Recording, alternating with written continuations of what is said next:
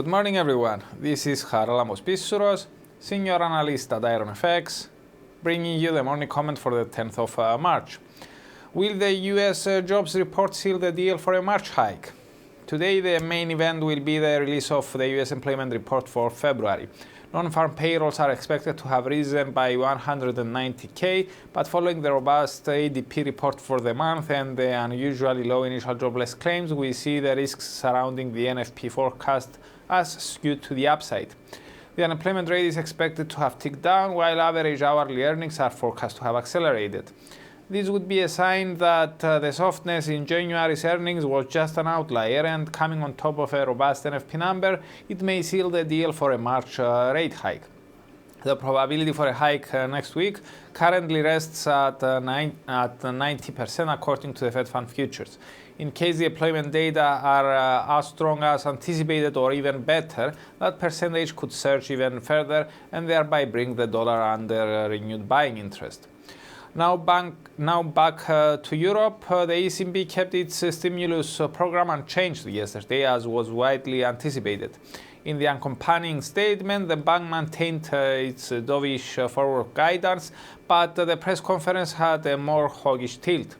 Although President Draghi initially reminded investors that there is still no convincing upward trending in underlying inflation, he continued by pointing out that a dovish sentence from his introductory statement had been removed to signal that there is no longer that sense of urgency in taking further actions.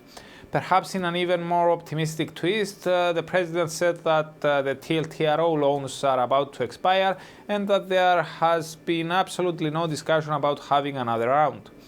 He further indicated that the council previously discussed dropping out the word lower from its guidance on interest rates. This may be one of the bank's next moves. In our view, these relatively hawkish comments from Draghi suggest that the days of aggressive ECB easing may be behind us. As a result, euro-dollar surged, breaking above the 105.70 barrier to hit resistance slightly below the 106.30 hurdle, which is the upper bound of the sideways range the pair has been trading since the 17th of February. We believe that the euro could remain supported in the next few days, at least in the absence of incoming French polls showing that Le Pen is gaining ground on her rivals. However, we would avoid euro-dollar considering that today's US jobs data could prove the trigger for a retreat. Investors may settle near the 106.30 hurdle waiting for the report and could push it lower in case of strong numbers, targeting once again the 105.70 barrier as support. Clear dip below that level is possible to open the way for the 105.25 level. Instead, euro sterling may be a better proxy for potential near-term euro gains, given that the House of Commons could overturn the soft Brexit amendment that the House of Lords passed regarding a meaningful vote on the final Brexit deal. As for the rest of today's highlights, during the European day we get Norway's CPI data for February. The headline rate is forecast to have remained unchanged, while the core rate is expected to have ticked down. Although something like that could bring a knock under renewed selling interest, we doubt that it will have a material impact on the Norges Bank's neutral stance on policy. From the UK, we get industrial production data for January, and from Germany, we get the trade balance for the same month. We also get Canada's employment data for February. The consensus is for the unemployment rate to have held steady and for the net change in employment to have remained in positive territory, albeit marginally. We see the risks surrounding the unemployment rate forecast as skewed to the downside, and we see the case for the overall report to be stronger than expected. We base our expectations on the nation's market manufacturing PMI for the month, which showed the strongest increase in employment for 27 months. In case of a better than anticipated report, the loonie could reverse some of its recent losses.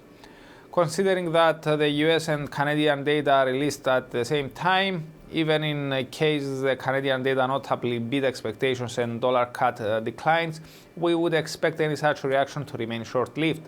The pair could pull back and challenge the 134.60 support level, but we still see a short-term uptrend on the 4-hour chart.